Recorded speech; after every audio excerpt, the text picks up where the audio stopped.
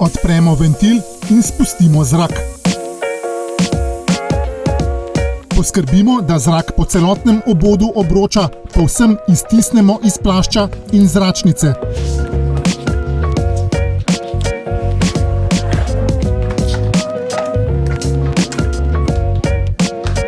Z obroča snamemo plašč.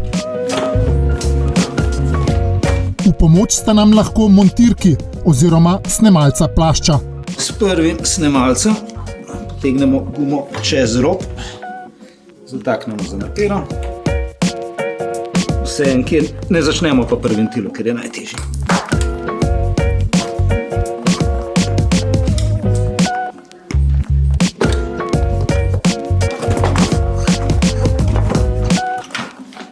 Odstranimo zračnico. Pri nameščanju novega plašča pazimo na smer vrtenja plašča. Zračnico rahlo napolnimo z zrakom in jo vstavimo v plašč.